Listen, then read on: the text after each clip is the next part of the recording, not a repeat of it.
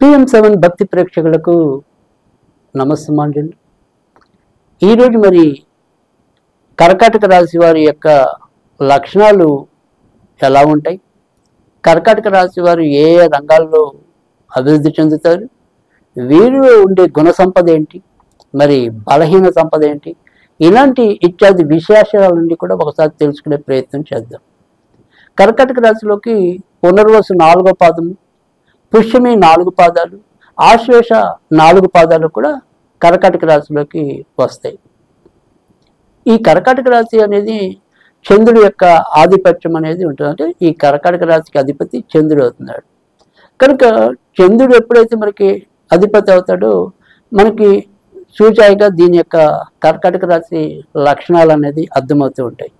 అంటే చంద్రుడు అనేది పూర్తిగా మనకి మనస్సుకు సంబంధించిన వాడు. ఈ కర్కాటక రాశిలో జన్మించిన వాళ్ళు కూడా ఈ మనసు అనేది పరి విధాలుగా పోతూ ఉంటుంది. ఒకసారి ఉన్నట్టు ఒకసారి ఆ మనసు అనేది ఉండదు. ఒక్కోసారి క్షణిక ఆవేశం, మరొకసారి అమిత భావోద్వేగం. ఈ మనసుకు సంబంధించిన అంశాలన్నీ కూడా కొద్దిగా విభిన్నంగా వెళ్ళటం అనేది అయితే ఉంటుంది. కానీ వీరు గొప్ప గుణం అనేది ఏంటి అంటే కనుక ఈ కర్కాటక రాశి వాళ్ళు సాధారణంగా ఏ రంగంలో పెట్టినా కూడా ఆ యొక్క విద్యని తొందరగా అకలింపు చేసుకునే ప్రయత్నం అయితే ఎక్కువగా ఉంటుంది. అంటే వీరి బుర్ర అనేది చాలా పాదరసంలో పరిగెత్తడం అనేది అయితే ఉంటుంది. కానీ మనకి కావాల్సింది ఏంటంటే నియంత్రణ. అంటే వీరు ఎప్పుడు కూడా దేని మీద కూడా ఎంత తొందరగా దాన్ని నేర్చుకోవటం అనేది వస్తుందో దాన్ని అంతే తొందరగా వదిలేయటం కానీ మధ్యలోనే దాన్ని వదిలేస్తూ ఉంటాం. అంటే ఇది ఇంకా నాకు ఎలాగో ఉపయోగపడదులే అని అక్కడికి దాన్ని మళ్ళీ ఆపేయటం కానీ ఇలాంటి పరిస్థితులు ఎక్కువగా ఉంటాయి. అంటే ఉదాహరణకి మనం ఏదైనా సరే మొదట ఆర్ట్ కానీ మన పెద్దవాళ్ళని ఎంతో బలవంత పెట్టి నేను ఏమైనా సరే మెడిసినే చదువుతానంటాం. తీరా అక్కడికి వెళ్ళాక అప్పుడే నా వల్ల అస్సలు అవ్వదని చెప్పి అంతలోనే మళ్ళీ వాళ్ళు యూటర్న్ తీసుకుని ఇంకో దాంట్లోకి మారిపోవటం. ఇలాంటివంటే ఈ మనసు అనేది ఎలాగైతే ఒక భ్రమ లోనవుతూ ఉంటుందో లేదా ఆ మనసు అనేది ఎప్పుడు కూడా ఎంత చంచలంగా ఉంటుందో ఇలాంటి చంచలత్వానికి కొంతవరకు పరాకాష్ఠగా ఈ కర్కాటకాన్ని చెప్పుకోవాల్సి ఉంటుంది. కానీ అదే రకంగా మనం మళ్ళీ చెప్పుకుంటే ఇందాక చెప్పుకున్నట్టు ఎందులో అయినా సరే ఆ యొక్క తత్వాన్ని చాలా తొందరగా వాళ్ళు నింపుకోగలిగే గొప్ప గుణం కూడా కర్కాటకంలోనే ఉండటం అనేది అయితే ఉంటుంది. తర్వాత రెండోది వచ్చేప్పటికి ఏంటంటే మనకి రాసుల్లో 2 రాసులు కొద్దిగా భిన్నమైనది. ఒకటి కర్కాటకం, దీనికి అష్టమ రాశి అయిన కుంభం. ఈ రెండు కూడా అంటే అత్యంత ధనవంతులు ఈ కర్కాటకంలోనే కనిపిస్తారు. అత్యంత మరి అన్ని పోగొట్టుకున్న వాళ్ళు కూడా మళ్ళీ ఈ కర్కాటకంలోనే కనిపిస్తారు. అలాగే బాగా ఖర్చు పెట్టే వాళ్ళు కర్కాటకంలోనే ఉంటారు. అత్యంత పిసినారులు కూడా ఈ కర్కాటక రాశిలోనే ఉంటారు. అంటే రెండిటికి కూడా అంటే మధ్యస్థంగా ఉండే వాళ్ళకన్నా కూడా ఉంటే అతిలో ఉండటం లేదా బాగా దిగువలో ఉండటం, ఈ 2 రకాల లక్షణాలు కూడా మనకి ఎక్కువగా ఈ కర్కాటక రాశిలో ఎక్కువగా కనిపిస్తూ ఉంటాయి. తర్వాత మనకి రాజకీయ రంగంలో కూడా చాలా పెద్ద స్థాయి కలిగిన వ్యక్తులు అంటే సినిమా రంగానికి సంబంధించిన వాళ్ళు ఎక్కువ మంది మనకి కర్కాటక మన తులారాశిలో కనిపిస్తే ఈ కర్కాటక రాశిలోకి వచ్చేప్పటికి ఏంటంటే రాజకీయ రంగంలో కొద్దిగా కాకలు తీరిన వాళ్ళందరూ కూడా మనకి ఈ కర్కాటక రాశిలోనే కనపడటం అనేది ఉంటుంది. అందుకని ఇక్కడ ఏ గుణమైనా సరే అంటే అతి సున్నితత్వం అనేది కర్కాటకంలోనే కనిపిస్తుంది, అతి క్రూరత్వం అనేది కూడా కర్కాటక రాశిలోనే కనిపిస్తుంది. అలా చాలా విభిన్నమైన రాశిగా చెప్పాల్సిన దాంట్లో ఈ కర్కాటక రాశి అనేది కూడా ఒకటని చెప్పాల్సి ఉంటుంది. ఇక ఇప్పుడు మనం ఏదైనా సరే చదువుల విషయంగా ఆలోచించినట్టయితే కనుక ఇందులో మొదట మనం చెప్పుకున్నది పునర్వసు 4వ పాదం ఉందని చెప్పుకున్నాం. మరి పునర్వసు నక్షత్రం 4వ పాదం వరకు వారు చదువుకునే సమయం అంతా కూడా శని సంబంధించిన దశ నడవటం అనేది జరుగుతుంది. కనుక ఇక్కడ ఏదైనా సరే ఈ కర్కాటక రాశి వాళ్ళు శనికి సంబంధించిన దశలో ఉంటారు కాబట్టి మెకానికల్ అనేది కానీ లేదా ఇంజనీరింగ్కి సంబంధించిన ఏదైనా సరే చదువుకున్నట్టయితే కనుక ఎక్కువ ఉపయుక్తంగా ఉండటం అనేది అయితే జరుగుతుంది.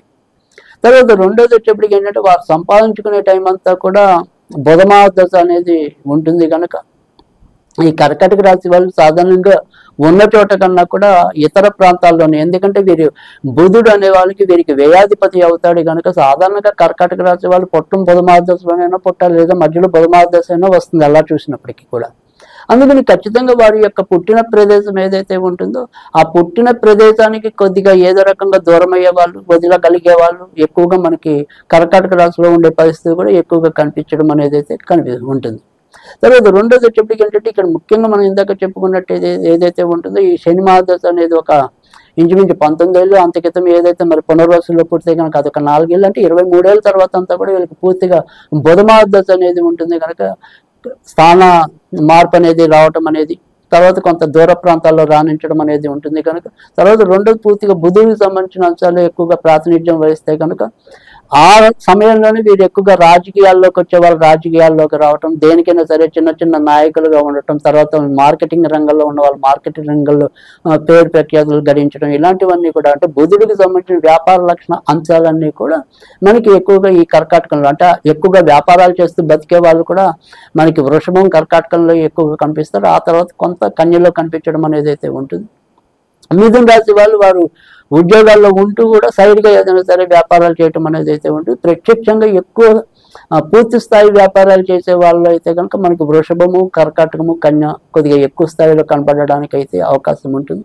ఇక చదువుకు వచ్చేప్పటికి అందుకని వీళ్ళు ఏదైనా సరే ఎంబీఏ కానీ ఇలా ఏదైనా సరే వ్యాపారాంశక అన్ని బోధించే చదువులు ఏవైతే ఉంటాయో వాటికి సంబంధించిన చదువుల్లో అయితే కనుక మరింత రాణించడానికైతే అవకాశం అయితే ఎక్కువగా కనిపిస్తుంది. ఆశ్లేష నక్షత్రం వారికి వారి యొక్క బుధమాస దశ ఇంచుమించు మొదటి 17 ఏళ్ళు, తర్వాత మరి కేతు దశ 24 ఏళ్ళు ఉంటుంది కనుక, తర్వాత అంతా కూడా శుక్రమాస దశ ఉంటుంది కనుక ఏదైనా సరే మెడికల్ వైపు వెళ్తే కనుక మరింత ప్రయోజనం రావటం అనేది అయితే ఉంటుంది.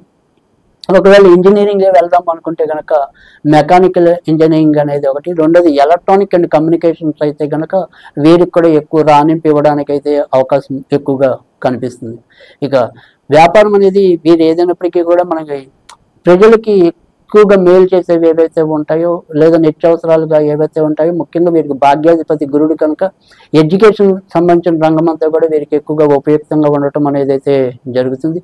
తర్వాత లాభాధిపతి శుక్రుడు అవుతాడు కాబట్టి స్త్రీలకు సంబంధించి అంటే బ్యూటీ పార్లర్స్ కానీ, తర్వాత మరి ఏదైనా సరే టైలరింగ్కి సంబంధించినవి కానీ, తర్వాత ఆడవాళ్ళకి సంబంధించిన వస్త్రాలు అమ్మటం కానీ, బంగారు నగలు కానీ ఇలాంటివి ఏమైనా సరే అలాంటి వ్యాపారాలు అయితే కనుక మరింత వీరు రాణించడానికి అయితే ఉంటుంది. తర్వాత జ్యువెలరీలో కూడా మళ్ళీ జెమ్స్ ఇలాంటి నవరత్నాలు ఇలాంటి వాటిల్లో కూడా రాణించే పరిస్థితి ఎక్కువగా ఉంటుంది కనుక వ్యాపారాలు అయితే కనుక ఈ రకమైన వ్యాపారాలు చేసినట్టయితే మరింత లాభాలు గడించడానికి అయితే ఉంటుంది. ఇంకా వీరికి ఏదైనప్పటికీ కూడా అష్టమాధిపతి శని అవుతాం, సప్తమాధిపతి కూడా శని అవుతాడు కాబట్టి ఏదైనా సరే పార్ట్నర్షిప్ చేయాలి అనుకుంటే కనుక వారికి వయసు కన్నా కూడా కొద్దిగా ఎక్కువ పెద్దవాళ్ళతో చేస్తే ఇంకా కొంత లాభం ఉండటం అనేది అయితే ఉంటుంది. బాగా వారికంటే తక్కువ స్థాయి చిన్న వయసు వ్యక్తులతో వ్యాపారాలు అయితే కనుక అంత అనుకూలం కాదనే చెప్పాల్సి ఉంటుంది. ఇక వివాహ పరంగా వచ్చినప్పటికీ కూడా వివాహానికి సంబంధించిన వాడు కూడా శని అవుతాడు కాబట్టి వివాహ ప్రయత్నాలు బాగా బలంగా లేకపోతే కనుక వాయిదాలు పడుతూ ఉండటం అనేది ఆలస్యం అవటం అనేది కూడా ఉంటుంది. ముఖ్యంగా ఏదైతే ప్రజల్లో ఉండే ఒక అపనమ్మకం అనేది ఏదైతే ఉందో ఆ నక్షత్రం కూడా మనకి కర్కాటక రాశిలోనే ఆశ్లేష నక్షత్రం, అత్తగారికి గండం అనేది కూడా ఇవాళ మరి ఎంత మనం వద్దనుకున్నా కూడా ఇంకా కొంతమందిలో ఆ రకమైన బలహీనత కూడా ఉంటుంది కనుక ఇటు ఆశ్లేష నక్షత్రం వారికి మరి పుష్యమి నక్షత్రం కూడా వివాహానికి పూర్తిగా మేలు చేసే నక్షత్రం కాదు కనుక కాస్త కూస్తే ఏదైనా సరే ఒక సానుకూల అంశం ఉంటే అది పునర్వసు 4వ పాదం ఉంది. పుష్యమి ఆశ్లేష వాళ్ళకి ఎంతో కొంత వైవాహిక విషయాల్లో ఏదో రకమైన ఇబ్బందులు ఎదుర్కొనే పరిస్థితి ఉంటుంది కనుక వైవాహిక విషయాల్లో మాత్రం వ్యక్తిగత జాతకం చూస్తే కనుక పూర్తిగా ఒక అవగాహనకి రాలేకపోయే పరిస్థితి ఎక్కువగా ఉంటుంది. ఇక ఆరోగ్య విషయంలోకి వచ్చేప్పటికి వీరికి చంద్రుడు శని కనుక ఖచ్చితంగా మరి గొంతుకు సంబంధించిన చీటికి మటికి కప్పం పట్టడం కానీ ఈ వాత సంబంధించినవి ఏమైనా సరే ఇబ్బందులు పడటం అనేది 2. తర్వాత నడుముకి సంబంధించిన పాదాలకు సంబంధించిన అంటే ఇంచుమించుగా మోకాల నుంచి పాదాల వరకు మధ్య వీరికి ఎక్కువగా సమస్యలు వచ్చే పరిస్థితి ఎక్కువగా కనిపిస్తుంది. వీరు జీవితంలో ఎక్కువ శాతం అయితే కనుక సుబ్రహ్మణ్య స్వామిని పూజించడం వల్ల అన్ని రకాలుగా కూడా మేలు జరిగే పరిస్థితి ఉంటుంది. వీరికి ఉపయోగపడే దిక్కుల్లోకి వచ్చేప్పటికి తూర్పు దక్షిణం చాలా అరుదుగా ఎక్కువ మందికి మరి ఉపయోగపడే దిక్కుగా ఉంటుంది. మరి అదే రకంగా వీరికి కానీ కర్కాటక రాశి వారికి మటుకు దక్షిణం అనేది చాలా మేలు చేసే దిక్కుగా ఉండటం అనేది అయితే జరుగుతుంది. వీరు అంకెల్లోకి వచ్చినప్పుడు ఈ 3వ ఎక్కం భాగించే అన్ని సంఖ్యలు కూడా వీరికి బాగుంటాయి. అంటే 3, 6, 9, 12 ఇలా ఏదైనా సరే 3వ ఎక్కం ఏదైతే భాగించబడుతుందో వాటికి సంబంధించిన అంకెలన్నీ కూడా వీరికి అనుకూలకంగా ఉంటాయని కూడా మనం చెప్పొచ్చు.